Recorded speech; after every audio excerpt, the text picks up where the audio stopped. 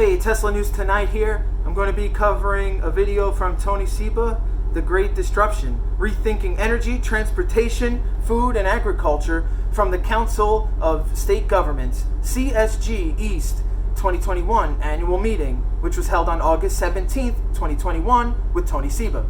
I'm going to be covering this as a bit of a series, and this is going to be the first part.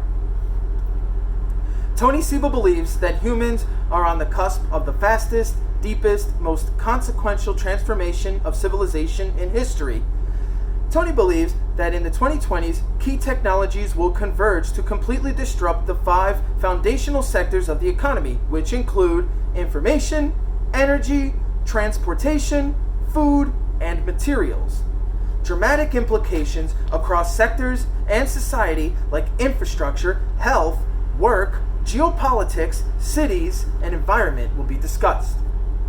The organizations, companies, governments, and societies that understand how these disruptions will unfold will be better positioned to not just survive but thrive, increasing their organizational and societal capabilities by an order of magnitude, meaning the increase a prepared organization, company, or government has before this disruption occurs will likely be absolutely ginormous.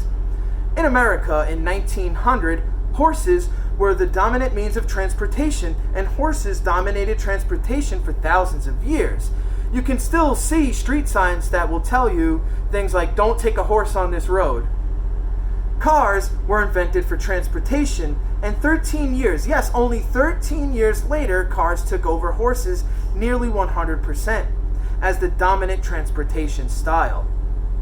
When a new product or service helps create a new market and significantly diminishes, transforms, or destroys an existing product, market category, or industry, that is disruption. It is usually the experts, insiders, and mainstream media analysts who dismiss disruptive innovations. For example, Microsoft CEO at the time, Steve Ballmer, in 2007 said, quote, "There's no chance that the iPhone is going to get any significant market share. No chance." End quote. Also in 2007, Bloomberg reported, quote, "The iPhone's impact will be minimal. It will only appeal to a few gadget freaks. Nokia and Motorola have nothing to worry about." End quote. That was from Bloomberg. Nevertheless, great innovations spark disruption. How does this disruption process play out? First, the equilibrium phase starts. Players in the sector keep incumbent system in equilibrium. They act to resist adoption of the new technology. This resistance shall weaken over time. Secondly, convergence happens. That's when technologies converge to create new and exciting possibilities.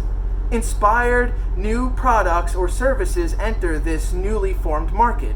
Over time, improvements in capabilities increase while prices decrease. The old market does not invest in this newly forming sector. Meanwhile, the new order is forming feedback loops, accelerating their disruption and adoption through reinforcement. These accelerators strengthen this new market over time and opens up a new arena of possibilities. This is the rupture point of disruption.